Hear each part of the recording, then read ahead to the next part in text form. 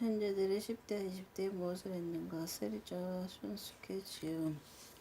카를 마르크스 1818에서 1883년 자유롭고 교양이 풍부한 가정에서 태어난 민주적인 분위기가 활기찬 도시의 고동을 느끼며 자랐다.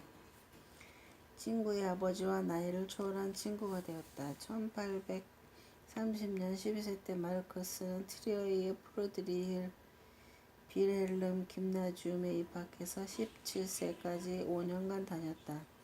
지금까지 남아있는 졸업대의 성적표는 마르크스가 매우 우수한 학생이었다는 것을 말해주고 있다. 교사와 구부에 대한 품행은 양호, 재능과 열의에 대해서는 고대어와 독일어는 매우 만족, 수학은 만족, 그리고 프랑스어는 그저 적당한 정도의 열의를 보임이라고 적혀있다.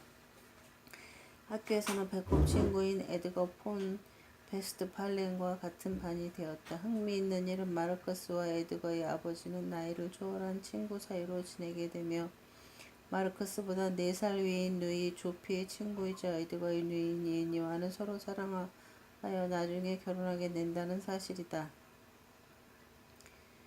에드거와 사귀는 마르크스로서는 그야말로 사심없고 더할 나위 없이 지순한 것이었다.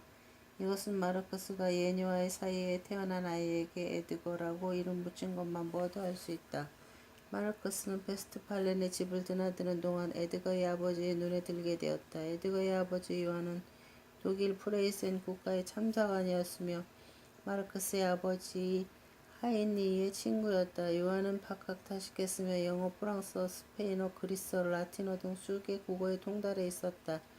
그러한 요한이 마르크스의 예사롭지 않은 지성과 향악심에 이끌려 두 사람은 나이를 초월한 친구가 되었다. 요한은 곧잘 마르크스와 함께 산책하면서 호메로스의 시와 셰익스피어의 극본을 읽어주었다. 이것이 계기가 되어 마르크스는 평생 이들 시인을 숭배했다. 그리고 유토피아 사회주의자, 공상적 사회주의자 마르크스가 명명 생시몽의 사상에 대해서 가르친 것도 요한이었다. 혁명의 시대의 악덕과 미덕에 대해 관심을 가졌다.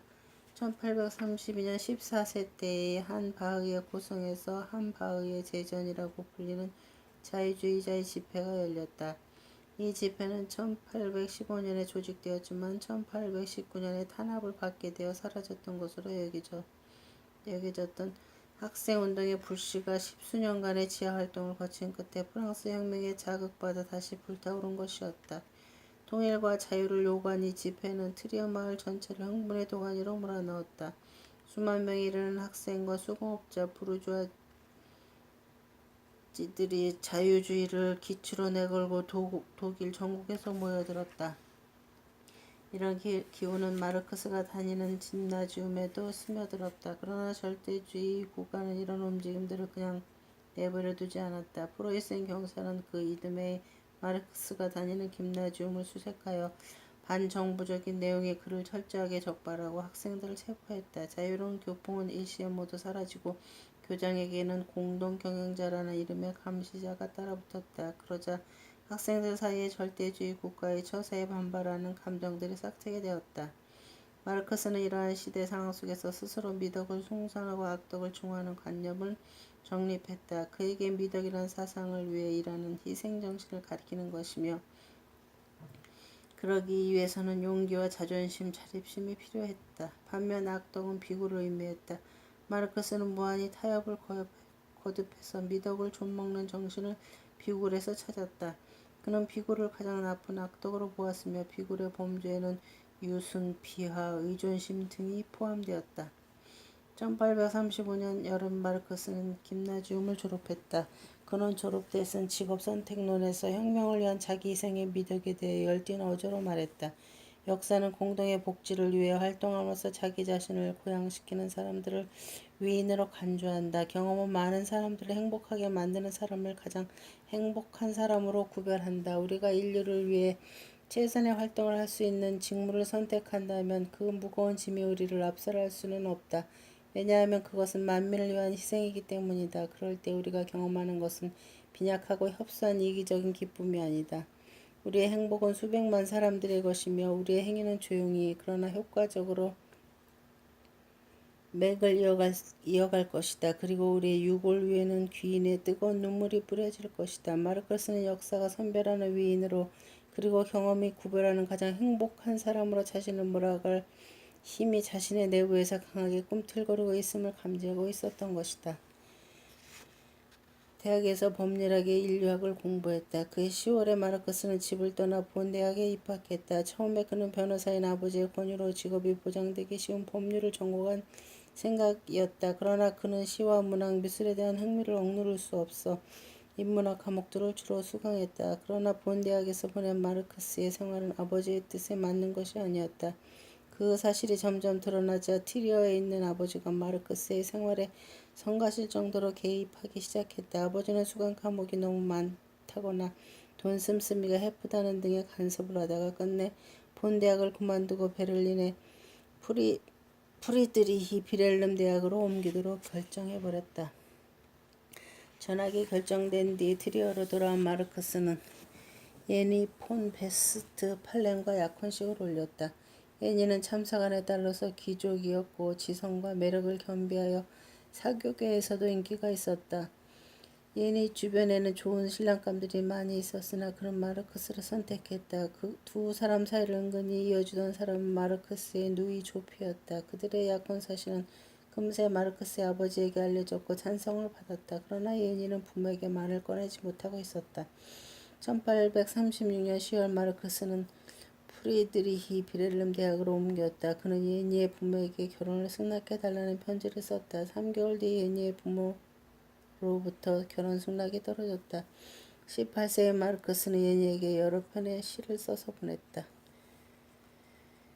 프리드리히 비렐름 대학에서 마르크스는 법률학 2강좌와 인류학 1강좌를 수강했다. 강의 외에도 많은 책을 읽고 깊은 사색에 잠기는 등 즐거움과 휴식을 잊은 생활을 했다. 헤겔 연구가 전기를 가져다 주었다.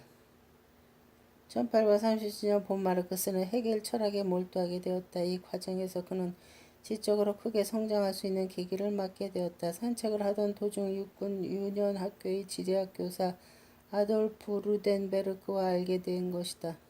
그는 함부르크의 텔레그라프 피어 도이칠란트라는 자유주의 신문의 기고자였다.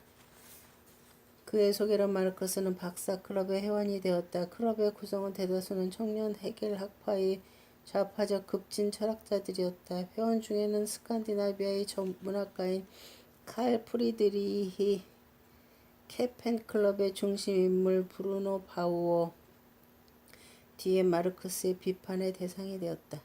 아테네움이라는 문학 잡지를 주재한 에두아르트 마이엔 등 쟁쟁한 인물들도 들어있었다. 베를린에서도 자유주의 성향이 강한 엘리트 지식인들이 모이는 박사클럽에 19세의 마르크스가 받아들여진 것이다. 대부분의 회원들이 마르크스보다 10살이나 위였지만 마르크스는 날카로운 감성과 뛰어난 지성 그리고 강렬한 개성을 인정받아 다른 회원들로부터 대등한 대접을 받았다. 그들은 카페 슈테리에 자주 모여 토론의 꽃을 피웠다.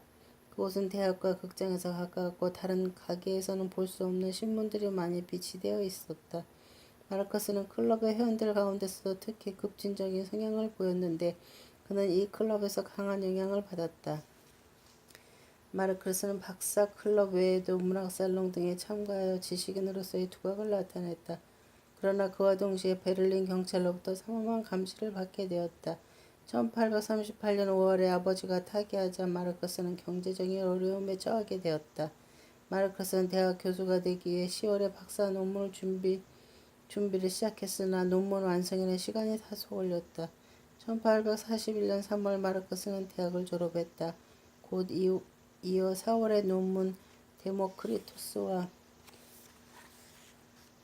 에피쿠로스의 자연 철학의 차이에 대하여를 예나 대학에 제출해서 철학 박사 학위를 획득했다. 1841년 7월 마르크스는 본 대학의 철학 강사 브루노 바우어와 합류하기 위해 트리어의 예니를 남겨놓고 본으로 갔다. 당시 23세였던 마르크스에 대해 철학자 모제스 헤스가 1841년 9월에 작가 베르토르트 아우어 바흐에게 쓴 편지가 있다.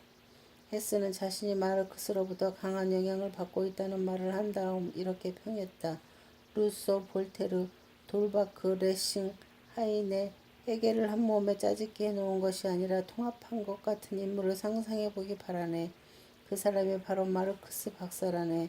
철학자의 찬사로서는 이보다 더할 수 없는 최상의 것이었지만 마르크스를 기다리고 있는 것은 이 찬사에 어울리는 대우와는 정반대의 고난에 찬 삶이었다.